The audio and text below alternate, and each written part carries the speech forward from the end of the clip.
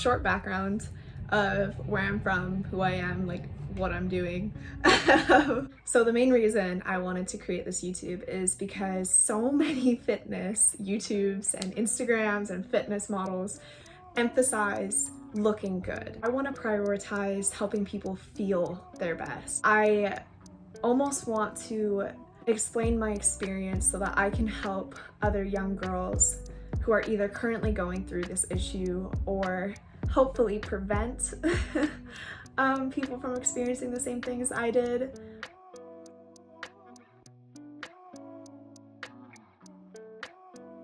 I grew up in Singapore. My dad is from South Africa and my mom was from San Diego, California.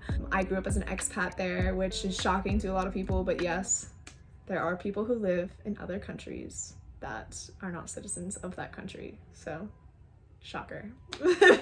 I spent about 6 years in Singapore before moving to Korea and then moving back to Singapore before I graduated high school, and then moved to California to study university at Chapman University. I grew up with a very mixed culture around food and around life in general, which I'm very grateful for. To give you background, like my dad eats whatever he wants, like he's a fit guy. He has chocolate every night. So like my relationship growing up with food was pretty healthy. Like I really didn't think about food until I was about probably 15 years old. I remember the first time I had ever thought about my body or thought about food was when I was 15. And I had been scouted by a modeling agency, and they told me that my proportions were perfect, except my waist needed to be 24 inches and below.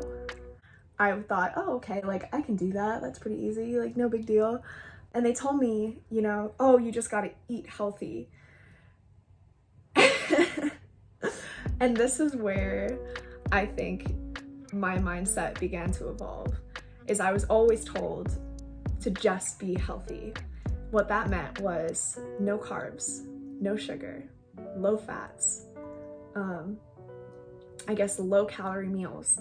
And when I had started modeling age, like I had just turned 16, I began this restrictive mindset around food where I would almost challenge myself to see if I could stay full on less and less food. And I think that came out of the fact that, you know, I was young, I was already pretty skinny, but I was always kind of told that I needed to stay skinny. And I thought to stay skinny, I had to eat small amounts. That's just like what diet culture tells you. Like you just can't eat sugar, you can't have carbs, like it's just what it is. And I remember going to fashion shows. This is me at my first fashion show, age 16. I remember I would watch what the other girls would eat and see how much I ate in comparison. And I would always try to eat either the same amount or less than the other models, because there was just this culture of like dieting, you know, like there was another fashion show for Charles and Keith, which is a popular Singaporean brand, and they catered us McDonald's, which is kind of funny because it's like, are you gonna give models McDonald's? And like we'd all joke about that. Oh, like they tell us to be healthy and then give us McDonald's. But anyways, I remember when they gave us the food, I remember thinking like, I'm gonna starve because I can't eat any of this. And I didn't eat any of it. It was miserable.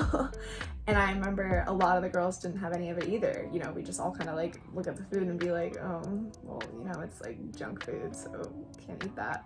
You know, the girls that did, we all had it in our minds that they either had really fast metabolisms, and like, you know, even some girls would comment like, oh my God, I can't believe you're eating that. Like, you're so lucky to be able to eat that. Like, I wish I could eat like junk food and not gain weight. And I remember that even being said to me once when I was in Paris, you know, 16 years old.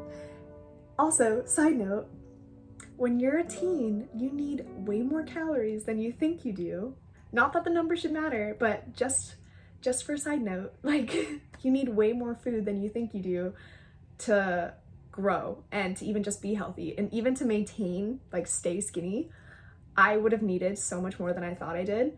So I honestly think I wrecked my metabolism by dieting as a teen. So but anyways, back to the story. Me and my roommate had gone and gotten burgers. But to me, she was like, wow, like I can't believe you can eat that much. Like you eat a lot for like a skinny girl, like you eat so much. And I was just like, I remember thinking in my head, oh no, do I eat too much? Like, is this too much for me?